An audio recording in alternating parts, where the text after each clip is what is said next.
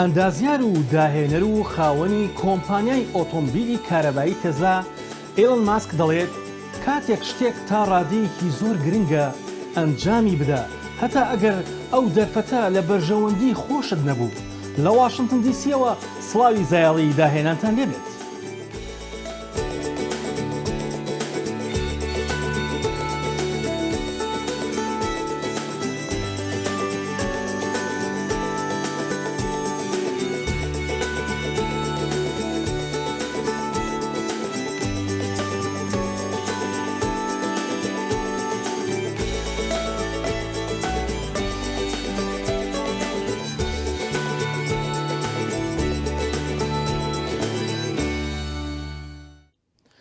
ئەم خانمە بەتوانایە تاتیانا کۆلینا لە ساڵانی حەفتاکاندا لە رووسیا گەورە بووە، لەوێ نەیتوانی خۆی فێری یاری سکەیتبۆردین بکات، بەڵام کۆچ دەکات بەرەو ئەمریکا و نەک تەنها لە ئەمریکا خۆی فێری ئەو یاریە دەکات، بەڵکو دەبێتە پاڵەوانی ئەو یاریە و دەیان کچی دیکە فێر دەکات و ڕێکخراوێکی گەورەش دروست دەکات بۆ پۆشاک و یاری سکەیتبۆردین.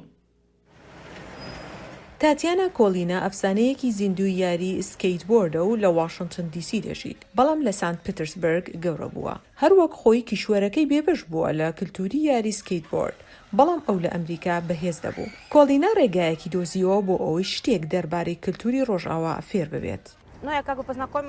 من ئەم دوو پیاوەم بینی لە ناوەندی شاری سنت پێترسبورگ و ئەوان ژیانی خۆیان بە ئێمە ناساند و بیانیەکانیان بە ئێمە ناسان. زۆربەیان ئەمریکی بوون، دەستمان کرد بە گۆڕینەوەی شتەکان، ئەوان گۆڤار و کاستیتی بیانیەکانیان پێدەداین و ئێمەش ئەو تیشرتانەمان دەدانێت کە لەسەری نووسرا بوو KGP. کاتێک کۆلینا لە سەرەتای ساڵانی 90ەکان کۆچی کرد بەرەو ئەمریکا، ئیتر خۆی و کچەکەی خولیای سکەیتبۆرد بوون. کاتێک یەکەم جار هاتینە پارکی یاری سکەیتبۆردین، کچێکی بچووکی دیکە لەوێ بوو، بێگومان من و کچەکەمیش لەوێ بووین. هەموو ئەوانە دیکە کوڕ بوون، نە من و نە کچەکەم و نە و کچانەی تریش بوێری ئەوەمان نەبوو دەست بکەین بە یاری سکەیتبۆردین، هەستمان بە ئاسوودەی نەدەکرد. هەموو لەو کاتەدا بیرۆکەیەک هاو بە مێشکماندا بۆ دروستکردنی ڕێکخراوێکی تایبەت بە سکەیتبۆردینی کچان. بەم شێوەیە ڕێکخراوی سکەیت گێرلز ترایب دەستی پێکرد. کۆلینا جگە لە دروستکردنی ڕێکخراوی سکەیت گێرڵ ترایبی قازانجنەویست، دەرفەتی کاریشی دەستکەوت. کۆمپانیای سپای کلاودی دامەزراند بۆ فرۆشتنی جلوبەرگی سەرشەقام و کەلوپەری سکەیتبۆرد. لە کۆگاکەی لە گەڕەکی ئادەمس مۆرگن لە واشنگتن، کۆلینا حەوشەی پشتەوەی بیناکەی بۆ میوانکردنی بۆنە موزیکەکان و هاوکات بەرز و نزمیەکانی ئەو شوێنەشی تەرخان کرد بۆ پێشکەشکردنی وانەی یاری سکەیتبۆرد. هەروەها ئەو شوێنی دەرخان کرد بۆ بازرگانیەکانیش بە تایبەت ژنان بۆ بەکارهێنانی سەرچاوەکان و تاقیکردنەوەی چەمکەکان و بازارکردن بۆ ئەو کڕیارانەی کە بە تاکشت دەفرۆشن. بۆ من کولتوری یاری سکەیتبۆردین ڕێگایەک بوو بۆ هێورکردنەوەی بێزاریەکانم، شوێنێکی خۆش بوو بۆ من. لەبەرەوە بڕیارمدا بێم بۆ سپای کلاود بۆ میێوانداریکردنی چالاکیەک و یارمەتیدانی دەستپێکردنی قوتابخانەیەک بۆ فێربوونی سکەیتبۆردین. هیوادارم بتوانم ئەو دڵخۆشیەم لەگەڵتاندا بەش بکەم. لە ساڵی 2021 بۆ یەکەم جار یاری سکەیتبۆردن لە ئۆلۆمپیاتی هاوینێدا بەشداری کرد و کڕیارە نوێەکانیش سپای کلاودیان قەرەباڵغ کرد کە بەکاری وەرزشەوانە پرۆفیشناڵەکانی تۆکیۆ هاندرابوون. کولتوری سکەیتبۆردین لەم چەند ساڵەی دواییدا لە پایتەخت زۆر گۆڕاوە. لەو کاتەوەی کە بیری لێکراوەتەوە بخرێتە ناو یاریەکانی ئۆلۆمپیادەوە، ژنان زیاتر بەشداری دەکەن و بە شێوەیەکی گشتی خەڵک ئێستا زیاتر بەشداری دەکات. کۆلۆنیا تەنانەت یاری سکەیتبۆردنی برد بۆ کێنەدی سنتەریش لە دیسی. لەوێ فستیڤاڵێکی لەگەڵ مۆسیقای جازی ژنانی واشنگتندا ڕێکخست بە ناوی لەسەر کەشتی کە بریتی بوو لە دیجێی ئەوانەی سکەوتبۆردین و مۆسیقای زیندوو و پیشاندانی فیلم. هەموو ئەمانە لە پێناوڕاکێشانی خانماندا بوو بۆ ئەوەی یاری سکەیتبۆردن و خولیای مۆسیقای جازیان لەلا دروست ببێت. خاتوونێکی کورد سەرۆکی یەکێتی ژنانی سۆشیاڵ دیموکراتەکانە لە ستۆکهۆڵم. ئەو تەنها خانمێکی سیاسەتمەداری کورد نییە، بەڵکو ئەو لە بوارەکانی پەروەردە و فێرکردن و فەرهەنگ و شارستانیدا کار بۆ ئەوە دەکات کە کچان و خانمانی نەتەوە جیاوازەکان ڕۆڵی سەرکردایەتی و شارستانی بگێڕن لە ناو کۆمەڵگەدا. ئێستاش خات و تاراتوانە لە ستۆکهۆڵمەوە میوانی زایاڵەیە.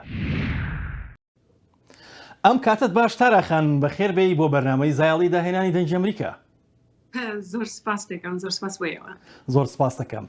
خانمێکی کورد دەبێت بە سەرۆکی ژنانی سۆشیال دیموکرات لە ستۆکهۆڵم. خەباتی سیاسی ئێوە لە سوید لەکەیەوە دەستی پێکرد و چۆن ئەو پۆستەتان وەرگرت تارەخەن؟ بەڵێ خەباتی من نەگەرێتەوە بۆ ناوڕاستی نەوەدەکان لە یەکێتی داوانی سۆسیال دیموکرات یەکەم جار بوومە ئەندام و هەر لەو کاتەوە بیانی وەکو ئەندامێکی چالاک لەگەڵ یەکێتی قوتابیانی لە زانکۆی ستۆکهۆڵم بەشدار بووم هەر لە چالاکی لەگەڵ سۆسیال دیموکراتەکان پاشان لەگەڵ یەکێتی ژنانی سۆسیال دیموکراتەکان و بەردەوام ئێستاش هەر چالاکم لەگەڵ حیزبە لەگەڵ حیزبی سۆسیال دیموکرات لە سویدا. بڵێ تارەخان ماوەیەک لەمەوبەر ڕاوێژکاری سیاسی و ئابووری و پارێزگاری ستۆکهۆڵم بوون و پێشنیازی ئەوەتان کردبوو بۆ پارێزگار کە کوردستان بکەن بە دەستە خوشکی ستۆکهۆڵم. ئەمە چی بەسەر هات؟ دەمێکە بەڕاستیەوە ساڵی 2005 بۆ 2006 بوو ئەو کاتانی من لە بینی 2004 بۆ 2006 ڕاوێژکاری سیاسی بووم لە لای پارێزگاری ستۆکهۆڵم. ئەو دەستە خوشکایەتی بریتی بوو لەوەی کە لە بینی پایتەختەکانی دنیاە دەستە خوشکایەتی هەیە دایما ستۆکهۆڵم بۆ نمونە لەگەڵ پاریس یاخود لەگەڵ لۆندۆن یا لەگەڵ واشنگتۆن. ئەوەش بریتی بوو لەوەی کە ئەو هاوپەیمانی یاخود ئەو دەستە خوشکایەتی کە بتوانرێت ئەو پایتەختانانە هاریکاری یەکتری بکەن لە ڕووی سێ پرسیارەوە. پرسیاری یەکەمەوە چۆن بتوان هاریکاری یەکتی بکەنینی پرسیاری ژینگە، دووەم پرسیاری کۆمەڵایەتی و سێەمە ئەوەی بە پرسیاری پەروەردە. بێگومان با بڵێن ئەنجومەنی پارێزگای ستۆکهۆڵم بڕیاریدا کە هەولێر ببێتە بڵێن دەستە خوشکی هەرچەندە زۆر زەحمەت بوو لە بەرەوەی هەولێر وەکو بڵێن بە شێوەیەکی فەرمی پایتەخت نەبوو، بەڵام قبوڵیان کرد. بەڵام بەداخەوە بڵێن لە ئەوڵەوە با بڵێن زۆر پێشوازێکی گەرمی لێکرا لە هەرێمی کوردستانەوە بە تایبەتی کاک نەوزاد حادی ئەو کاتە با بڵێن پارێزگای هەولێر بوو. بەڵامی تر دوایەوە ڕێ نەکەوتن لە بەرەوەی یەکێتی پارتی بەردەوام کێشیانە بوو لەسەر ئەوەی کە کێ بنێرن چەند کەس بنێرن و مینە ناکرد ینی نانەتوانێت لەسەرەوە بڵێن هاوپایمانیەک دروستکرد بۆ ئەوەی کە بتوانن با بڵێن پسپۆرەکانیان یاخود کارمەندەکان لە کوردستانەوە بنێرن. پێکمانەوە شتێکی داخە لە بەرەوەی بە خۆڕایی ئەتوانی ئەزمموی وڵاتی سوید وەربگرن، بەڵام سەرکەوتوو نەبوو. بەڵێ هەر لەسەر ئەو پرسیارە ئەمەیە شتێک بڵێم چەند گرنگ بوو ئەو پرۆسەی دەستە خوشکیە لەگەڵ ستۆکهۆڵمدا بۆ هەولێر یان بۆ هەرێمی کوردستان؟ بێگومان پرسیاری ژینگە پرسیارێکی بۆ نمونە ئەگەر بێنێتەوە پرسیاری کۆمەڵایەتی بۆ نمونە پرسیاری مناڵانە بەسەری پەروەردەیە هەرچەند ئەگەر کوردستانیش سەرکەوتوو بێ بەڵامدا هەمیشە ئەزمون زۆر گرنگە بۆ ئەوەی کە توانی سوود لە ئەزمموی وڵاتەکانی تر وەربگری. هەڵبەتە گرنگە زۆر کێمە لەبەرەوەی کێشی زۆرمان هەیە بەداخەوە لە هەرێمی کوردستان لە هەموو ڕوویەکەوە لەبەرەوە پێم وا بوو لەگەڵ ئەو هاوڕێیانەی کە لە کوردستان ئەوان هەمەکە کارمەندن و پاشان سیاسیەکانیش بەڕاستی زۆریان پێخۆش بوو، زۆر تامەزرۆی ئەو بوون کە ئەو سوود لەو ئەزممونە وەربگرم، بەڵام بەداخەوە سەری نەگرت. بەڵێ بەشداریکردنی ژنانی بیانی یان ژنانی پەنابەر چەند گرنگە لە بواری سیاسی و ئابووری و پەروەردەی و حکومڕانیدا لە سوید و لە ئەوروپا؟ بێگومان زۆر گرنگە لەبەرەوەی دیموکراتی بریتیە لەوەی کە هاوڵاتیان بتوانن بەشداری بکەن لە گەشەکرد بە پێکەوە بەشێک بن لە گەشەکردنی کۆمەلگا و لەو بڕیارانەی کە لە کۆمەلگایە بڵێن بڕیاری لەسەرەیرێت. لەبەرەوە ئەوەش بەشێکە لە بەسێکی دیموکراتی گرنگە کە هاوڵاتیان خۆیان ببنە خاوەنی بڕیارەکانی خۆیان و بتوانن بەشداری بکەن لە پرۆسەی سیاسیە. بێگومان هەموو کەسێک ینی ئەو ئارەزوی ئەوەی نییە کە ببێتە سیاسی یاخۆت لە ڕێکخراوی مەدەنیە کار بکات، بەڵام لامان کاتە ئێمە بینین کە نەک ژنان بەڵکو بە شێوەیەکی گشتی هاندەران لە وڵاتی سویدە کە شارەزایین زۆرترە ئەبینین بەشداری هەتاوە ناکەن کە لە کاتی هەڵبژاردنەکانە دەنگی خۆیان بەفێڕۆ نەدات. ئەمەش بێکمان لە ڕووی دیموکراتیەوە زۆر ترسێکی گەورەیە لە بەرەوەی کە تۆ دەنگی خۆت نەیەنیتە پێشەوە نەتوانیت تەسیب بکەیت لەو بڕیارانەی کە سیاسەکان نەئیدات یعنی خۆت دوورە پەرێز کردووە لەو وڵاتە و لەو کۆمەڵگایە لەبەرەوە زۆر گرنگە کە بەشدار بین ئەو لە ڕووی ئابووری و بە هەمان شێوە کە بتوانین ئێمە بەشدار بین لەو پرۆسە سیاسانە لەو بڕیارانەی کە ئەیرێت لەبەرەوە پرسیارانەی کە بڕیاری لە سەیری زۆربەی کاتە بینین سویدیەکانە بەهاڵە لێم تێمەگە کاڵم سویدیەکانە بە ڕگەز سویدین هەرچەنە شارەزاییان زۆربێ بەڵام وەکو ئەوە نییە کە بتوانین لە ئازار و ئەشکەنجەی هاوڵاتیان کە بڵین هەمدەران لێرن لە ئازارەکانیان چێ بگەن بەڵامە بینین زۆربەی زۆریان خۆیان دوورە پەرێز گرتووە و دوایەوەشە بینین کە ڕێژەیەکی زۆر ژنانی بەتوانا هەیە لە بەڵێن سویدا کە لەو پێشتر لە کوردستان خەباتیان کردو سیاسەتیان کردووە دوای ئەوە نەوەیەکی تریش کرد لە چەندەهان با بڵێن دوونەوەش هەیە کە لێرە لە سویدا لە دایک بوون ئەوانیش بەشداری ناکەن بە شێوەیەکی گشتی ئەوە هەڵبەتە زۆر خەتەریەتی زۆری هەیە لە ڕووی دموکراتیەوە وەکو من وەکو سوسیال دموکرات زۆر هەوڵەدەم هەڵبەتە کە بتوانم کە ژنان ڕابکێشم بۆ ناو سیاسەت و بێن و خۆیان وەکوتم خاوەنی بڕیارەکانی خۆیان بن. بەڵێ زۆر سپاس بۆ کاتی پێتبەخشین تاراخان بۆ بەرنامەی زاڵی داهێنانی دەنگی ئەمریکا هەربژی. زۆر سپاس بۆ ئێوەی بەڕێز کاتێکی خۆش. تا ئەم سەروەختە هەوادارانی سینەما و فیلمی ئەکشن لەو باوەڕەدان سیلڤستەر ستالۆن تەنها ئەستێرەیەکی سینەماییە و هەڕامبۆکەی جارانە بەڵام نووسەر و دەرهێنەریشە لە هەمووی سیرتر هونەرمەندێکی شێوەکاریشە بەم دوایانە پیشانگایەکی تایبەت و شایستەیان لە ئەڵمانیا بۆ کردەوە.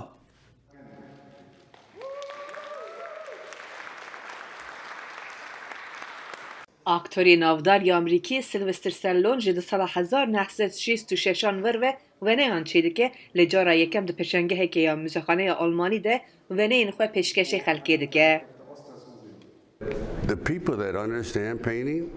Kesên ku ji veneyan fêm dikin hez ji pêşangehên dikin. Ez dipirsim hûn ji bîr bikin ku ez aktorim. Hûn ê bixwazin veneyên bikirin dibêjin erê. Lê guhartina mêjiya mirova pir zor e. Qalibek heye. Lê veguhastina min li vir pir taybet e. Navdarbûn ji holê radibe.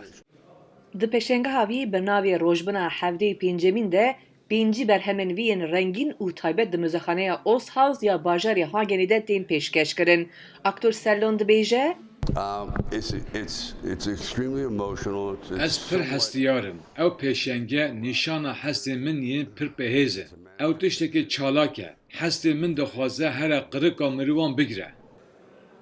Mûzexane bi nivîskî radigîne ku berhemên aktor Stallone wekî fîlmên wî çalakin li di aliyê din ve nizm û peyamên cur be cur dide. Ev 55 salan e ku Stallone ji bilê fîlman weneyan çê dike. Baver bike ew hesekê pir xweş e. Me hewleka mezin da ku têkiliya me çêbe û tikdaviyê da me karî ku pêncesê berhemê wî yên ti sala 1966 heta 2020 li vir pêşkeş bikîn. Ji bi miroveka li mûzexaneya Hagenê ew hesteke fantastîk e. Aktor Stallone bo bersiva pirsa çima ev vegeriya hunerê jî wisa got. Min qet bawer nedikir ku ew dê çêbe. Min bi xwe wêne çêtkirin. Ji bilî ku ez herim psikiyatrîstan bibînim an jî bi mirovan re biaxivin û wan aciz bikim. Min got ka ez ê destpêkê wênekeşî bikim û bi vî awayî çêbû. Tişteke pir balkêş e. Firçe mirov dikişîne. Dema mirov senaryoyan dinivîse wekî matematîkê ye. Lê wênekeşî wisa tiştekî bellî nîne û ew ji dema te bahev dibe huner. Stallone di sala 1946 de li New Yorkê ji dayîk bûye û di sala 1976 de fîlma wî Rocky Oscarê digire, paşê jî dibe yek ji wan herî navdar yên aktorên Hollywood. Pêşengeha wî heta bîstê meha duduyê li bajarê Hagen ya Almanî wekirî bimîne.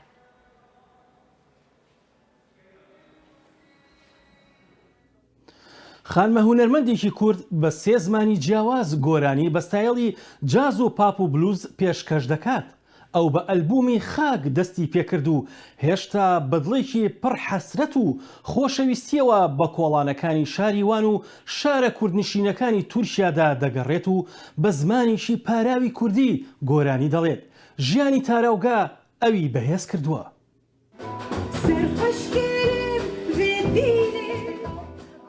هنرمندا کورد تارا مامادۆڤا ku bi şewazên caz, pop û blues stranên Kurdî, Rûsî û Fransî dibêje li bajarê Wanê beşdarî konserekê bû.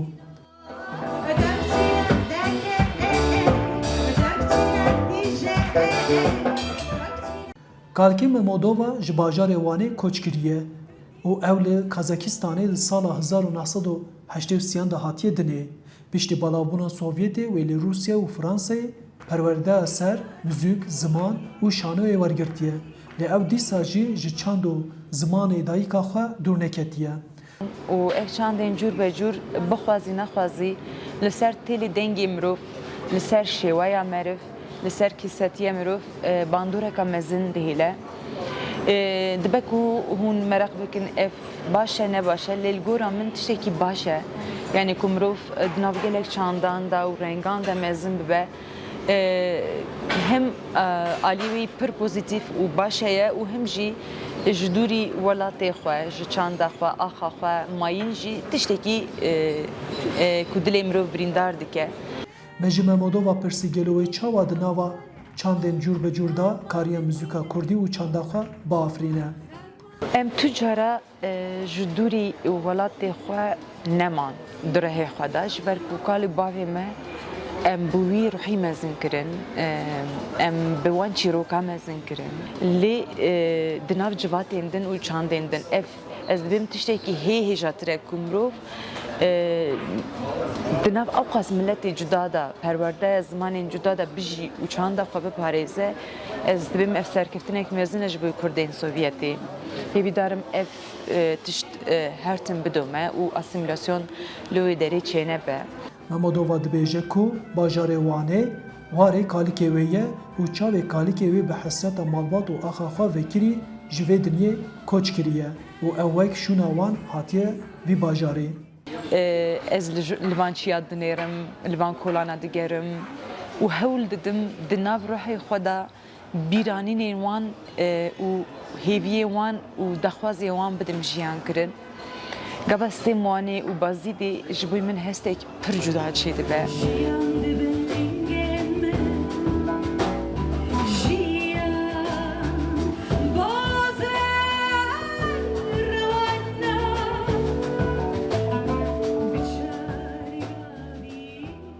Mamodovayê di dema serdanekî xwe ya bajarokê bazî da Agiriyê da bo albûma destpêkê strana ax li ser hesreta dayîka xwe nivîsandiye û ew wiha behsê wan roja dike.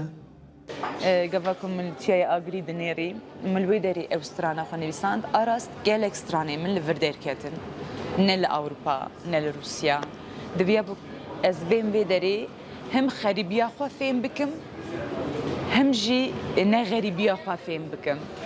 Hêjeyê gotinê ye ku albûma destpêkê ax ku ji deh stranan pêk tê di 2014 da derketiye û bi rêzê ve albûma Live Studio di 2019 da û albûma herî dawî xewna giran jî di 2020 da derketiye. Arif Aslan, Dengê Amerîka, Wan.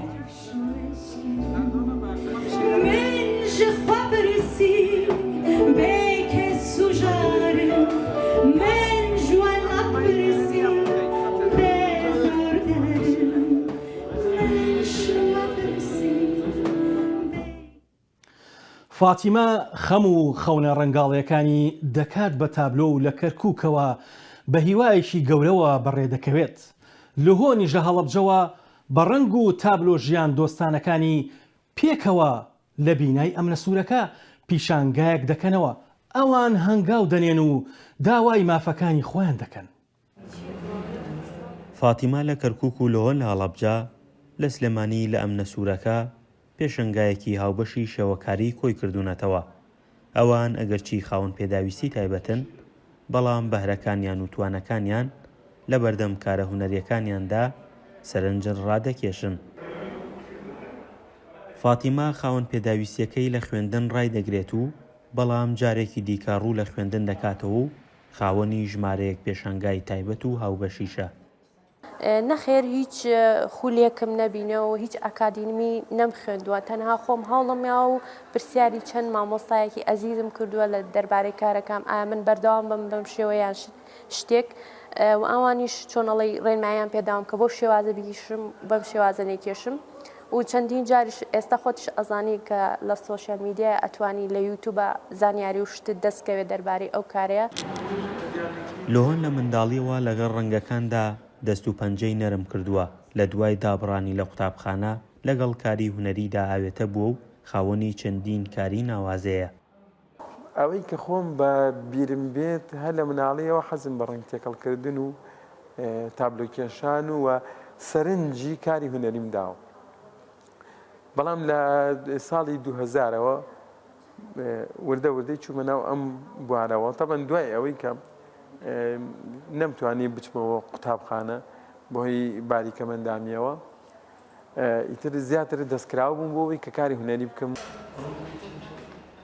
فاتیمە و لۆهۆن باز لەوە دەکەن دۆخی جەستەیان و خاوەن پێداویستیەکەیان نەبووەتەوە کارێک بۆ ئەوەی واز لە توانەکانی خۆیان بهێنن زۆرترین کاتەکانیان لەگەڵ کاری هونەری بەش کردووە. گرنگ نییە تۆ جەستە بەشێکی لە جەستت لە دەستدا بێیان شتێک گرنگ ئەوەیە تۆ توانات هەیە ئیرادت بەهێزە گوێ لە هیچ شتێک مەگرە گوێ لە کەس مەگرە تەنها گوێت لە ناخی خۆتا بگرە کە چی پێڵێ کە ئەڵێ تۆ ئەتوانی ئەو شتە بکەیت مەترسە چونکە ترس ئەو ڕوخێنێ. شێوە کاری سەر چاوەی سەرێکی تەنانەت بۆ هونەرمەندە جیهانیەکانیش سروشتە سروشت ئیلهامێکی زۆر ئەدا بە مرۆڤ بەڵام دیتێڵ ئەزمون وەرگرتن و بەردەوامی ئەوەیان ئەمێنێتەوە بۆ ئەزمموی خۆت. سروشت دیارە یەکێکە لەو بە تایبەتی کە من کەسێکم خاوەن پێداویستی تایبەتم لە ڕێگەی تابلۆکانەوە زۆر ئەچمە ناو سروشتی ئەگەر ڕێم. شارە چالاگوانێکە و زیاتر لەگەڵ توێژی خاوەن پێداویستە تایبەتەکاندا دەبینرێت ئەو لە پشت هەنگاوەکانی کردنەوەی ئەم پێشەنگایەدا بوو. هەردووکیان شێوەکارن و هەردووکیان کەم ئەندامەکەیان هاو شێوە یەکترە. ئەمانەوێ لەم ڕێگایەوە بە خاوەن پێداویستە تایبەتەکان بڵێین کە ئەوانەی کە لە ماڵەوە و توانەوە بەهرەیەکیان هەیە ئەمان وەکو پاڵپشتی بێ بۆیان. پاڵپشتی بێ بۆیان هەنگاو بنێن ئەوانیش بێنە دەرەوە و کار لە سەرتوانەکانی خۆیان بکەن. پێشەنگاکەی فاتیمە و لۆهۆن هاوکات بوو لەگەڵ ڕۆژی گیانی کەسانی خاوەن پێداویستی تایبەت. ئەوان دوایین دێڕووتەیان بۆ دەنگی ئەمریکا ئاواتی بەدیهێنانی مافەکانی کەسانی خاوەن پێداویستی تایبەت بوو کە وەک خۆیان وتیان چینێکن لە هەرێمی کوردستان فەرامۆش کراون. فەرحان هەورامانی دەنگی ئەمریکا سلێمانی. لە کەناراوەکانی بەرازیل ڤیستیڤاڵێکی ناوازە و جیاواز بۆ سەگەکان ساز دەکرێت. لەم پێشبڕکێدا سەگەکان لەگەڵ خاوەنەکانیاندا بەسەر هاژی شەپۆلەکاندا دەڕۆن. فەرمونون لەگەڵ ئەم راپۆرتە لە بەرازیلەوە. سێرفینگ یاخود سواربوونی شەپۆل یاریەکی بەناوبانگی ناوئاوە کە مرۆڤ دەیکات بەڵام دەگمەنە سەگ ئەم یاریە بکات. ڕۆژی شەمە لەم شارە کەناراویەی بەرازیل بە ناوی ناتاڵ چەند سەگێکی بەرهەمەند لەگەڵ خاوەنەکانیاندا سواری شەپۆلەکانی دەریا بوون. ئەم سەگە ناوی بۆنۆیە و بە بچووکی ڕاهێنانی پێکراوە. بۆنۆ تەمەنی تەنیا 40 ڕۆژ بوو کاتێک بوو مەخاوەنی هێندەی تۆپێکی خوری بوو گەورە بوو. فکرەکەمەوە بوو پادڵبۆردێک بکڕم و لەسەر دەریا هەندێک چالاکی جستەیی ئەنجام بدەم. بۆنۆ سواری بۆردەکە بوو زۆر خۆش بوو. یەکەم جار سواری بۆردەکە بوو کلکی لەقاند و دەستی کرد بە وەڕین. خۆشحاڵیەکەی لەسەر بۆردەکە سەرنجی خەڵکی دیکەی ڕاکێشا. سەگەکەم کاتێک زۆر خۆش لەسەر بۆردەکە بەسەر دەبات. سەگ هەمیشە لە کولتورە جیاوازەکاندا وەکو هاوڕێیەکی بە وەفای مرۆڤ دانراوە بەڵام ئەم یاریە زیاتر لە وەفای پێویستە. سەگ مەلەوانی باش نازانێت وەکو مرۆڤ دەکرێت دوای ماندووبوون لە ناو ئاودا بخنکێت بۆیە پێویستە متمانە بە خاوەنەکانیان بکەن. لە هەمان کاتدا مرۆڤەکان پێویستە ئەزمونێکیان لە سێرفینگدا هەبێت. جارێکی دیکە سەلماندمان کە دەکرێت مرۆڤ و ئاژەڵ پێکەوە لەگەڵ یەکدا لە کەناری دەریا یاری بکەن. سێرفینگ بۆ سەگ وەرزشێکی باشە. ئەو سەگانەی کە ئەزمموی زۆریان لە ناو ئاودا نیە چاکەتی سەلامەتیان لەبەر کراوە بەڵام سەگە ئەزموندارەکان بەبێ چاکەت لەگەڵ خاوەنەکانیاندا بەسەر کەف و شەپۆلی ئاوەکەدا دەڕۆشتن. براوەی پاڵەوانێتیەکە پارافینا و خاوەنەکەی بوون. زۆر دڵم خۆشە، زۆر سوپاسگوزارم کە لێرم و ئەم خەڵاتە دەبمەوە. با بڕۆین بەرەو تایلەند. ئەم ساڵیش لە تایلەند مەیمونەکان بێبەش نەکران لە میوەی بەتام و سەوزا. پاش 2 ساڵ لە بێنازی هەزاران مەیمون بە دڵێکی خۆشەوە باوەش دەکەن بە خەڵکدا و ئەو کەسانەی کە هاتوون میوە بکەن بەدەمیانەوە. ژەمێک خواردنی زۆر بۆ هەزاران مەیمون لە شاری لۆبۆری ناوەندی تایلەند. یەکەم جارە فێستیڤالەکە بەڕێوە بچێت پاش ئەوەی بۆ 2 ساڵ بەهۆی کۆڤید-19ەوە دوایان خستە بوو. 2 تەن لە میوە و سەوزە مەیمونە کلیپ درێژەکان کە ناویان مەکاکە کەوتبوونە خواردنی. هەندێکیان دەچوونە سەر شانی گەشتیار و ئەوانەش کە فێستیڤالەکان ڕێخستە بوو. هەندێکی تریان سەرقاڵ بوون بە چێژوەرگتن لەو خۆراکەی بۆیان دانرا بوو. ئەم فێستیڤالە کە نزیکەی $3000 تێدەچێت بۆتە فێستیڤالێکی نەریتی و ساڵانە دەیکەنەوە. خەڵکی ناوچەکەش سوپاسگوزاری مەیمونەکانن کە بەهۆیانەوە گەشتیار ڕوو دەکەنە شارە بچووکەکەیان. هەندێک جار ئەو شارە پێی دەڵێن شاری مەیمونەکان. بیرۆکەی فێستیڤالەکەی ئەمڕۆ جوڵاندنی کورسی خاوەن پێداویستی تایبەت بوو لەلایەن مەیمونەکانەوە کە دوجار 100 کورسیان وەک بەخشیندایە ئەوانی کە پێویستیان پێێتی. تانیدا پیلۆجیبی 24 ساڵ کە خەڵکی ناوچەکەیە لەگەڵ خێزانەکەیدا یەکەم جارە بەشداری لە فێستیڤالەکەدا بکە. ئەم مەیمونانە یەکەمین جاریانە لە دوای 2 ساڵ دەستیان دەگات بەم میوە و سەوزە هەمە چەشنانە. گەشتیاران جارێکی تر ڕوویان کردووەتەوە تایلەند بە تایبەتی دوای ئەوەی حکوومەتەکەی مانەوەی بە زۆری کۆڤید-19 لەسەر گەشتیاران لە وڵاتەکەدا هەڵگرتووە بۆ ئەوانەی کە ڤاکسینی کۆڤید-19یان لە خۆداوە. یەکێک لە گەشتیارەکان پێی وایە کە مەیمونەکان زۆر کۆمێدی بن. مەیمونەکان زۆر کۆمێدین دەتخەنە پێکەنین. زۆر خۆشحاڵم کە لە فێستیڤالەکەدا بەشدارم. لە ئێستاوە بیر لەوە دەکەمەوە ساڵی ئایندەیش بیام بۆ فێستیڤالەکە. بەهۆی فێستیڤالەکەوە تایلەند زیاتر لە 100,000 گەشتیاری لە مانگەدا بۆ هاتووە. ئەم ژمارەیە هاوتای هاتنی گەشتیارە لە دەمانجی هەر ساڵێکدا. شانۆنووس و دەرهێنەری شانۆگەری ئایرلەندی سامۆیل باکەت دەڵێت چەند هیلاک دەبیت چەند شکست دەهێنیت گرنگ نییە. جارێکی تر هەوڵ بدە و شکست بهێنە، باشتر شکست بهێنە، بەردەوام بە. تا زایڵێکی دیکە و داهێنان و جوانێکی دیکەی جیهان ماڵەوە.